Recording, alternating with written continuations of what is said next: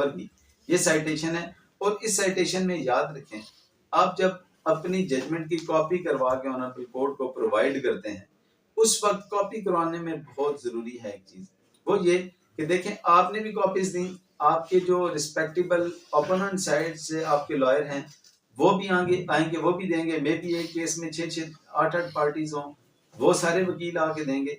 आप जब जजमेंट देंगे, अपनी जजमेंट की कॉपी जमा करा जाएंगे, तो ऑनरेबल कोर्ट को कैसे पता चलेगा कि ये जजमेंट कौन देगा, कौन दे गया है। उसमें सबसे पहले आप स्क्रीनशॉट पे मुलाहिजा कर लें, तो सबसे पहले आप लिखेंगे कि ये केस क्या है। सपोज ये रिवीजन है, आपने रिवीजन लिखी ऊपर, उसके नीचे केस टाइटल लिखा कि ए वर्सेस बी, वो केस टाइटल आ गया। और उसके नीचे आपने लिख देना कि ये कौन पेश कर रहा है, आप में से किस साइड पे ये पेश हो रही है, यानी मिन जानिब किस साइड से। उर्दू में भी लिख सकते हैं, इंग्लिश में भी आप लिख सकते हैं। उर्दू में इसलिए हम लिख देते हैं कि वो जो स्टाफ ऑफ कोर्ट होता है उसको आसानी होती है ये रखने में। सिमिलरली वो ढूंढ रहे होते हैं तो इंग्लिश में जजमेंट क्योंकि इंग्लिश में होगी तो वो उसका हिस्सा नजर आएगी। उर्दू में करेंगे तो हम उर्दू में इसलिए लिख के भेजते हैं कि वो उससे आसानी हो जाती है। फिर जब ऑनरेबल कोर्ट जजमेंट लिखवा रही होती है या उस रेलिवेंट एप्लीकेशन पे ऑर्डर कर रही होती है, तो ऑनरेबल कोर्ट उस वक्त मुलाहिजा फरमाती हैं इस जजमेंट को।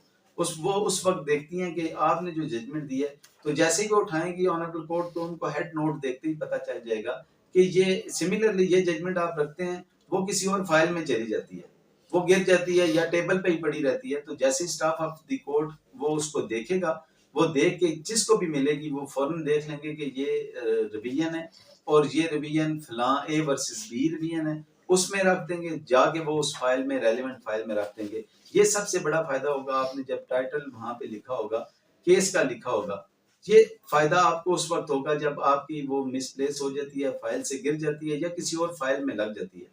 आपको पता है कोर्ट में 100 150 फाइल्स पड़ी होती हैं, उसमें रश ऑफ वर्क की वजह से ऐसा हो जाता है। उसमें जैसे ही मिलेगा तो स्टाफ अब रेलिवेंट फाइल में आपको ये प्लेस कर देगा। सिमिलरली जब ऑनरेबल कोर्ट इसको पढ़ेंगी, जजमेंट अनाउंस करने से पहले वो चाहेंगी कि इस पॉइंट पे जो वकील साहब आर्ग्यू कर गए हैं, इस पॉइंट में जजमेंट कौन सी दी है, या उसके अदरवाइज देखें, हम तो रिटन आर्गुमेंट भी अपने केसेस के साथ देते हैं। तो रिटन आर्गुमेंट में मैं जो आपको पता है लॉ पॉइंट वहां पे लिखता हूँ, उसके साथ वो साइटेशन कोड करता हूँ। तो जैसे ही वो सपोज के लर्नर जज साहब हमारी वो पढ़ रहे हैं, हमारा वो पॉइंट पढ़ रहे हैं, अब वो फैक्ट उन्होंने पढ़ दिया, फैक्ट के बाद उसके लॉ पॉइंट पे जब आएंगे पढ़ेंगे तो उस पे वो चाह रहे हैं, मे बी वो कंफ्यूज हो, वो चाह रहे हैं कि ये जजमेंट जो कोर्ट की है वो कौन सी है। तो वो जैसे ही निकालना शुरू करेंगे ना, उन्होंने सपोज निकाला 2023 सीएमआर निकाल रही, वो हमारे सामने से उन्होंने उठाया, वो लेंगे। तो अब ये मैंने भी 2023 एससीएमआर दी हुई है, दूसरी साइड से भी 2023 एससीएमआर आ गई, उन्हें कैसे पता चलेगा कि ये किसने दी है। तो फिर आपने लिखा होगा कि मुंजानिब या फ्रॉम आप लिख देंगे, या पेश करदा आपने जब लिखा होगा तो वो समझ जाएंगे कि ये साइड पे, फिर वो निकालेंगे और निकाल के उसको पढ़ लेंगे।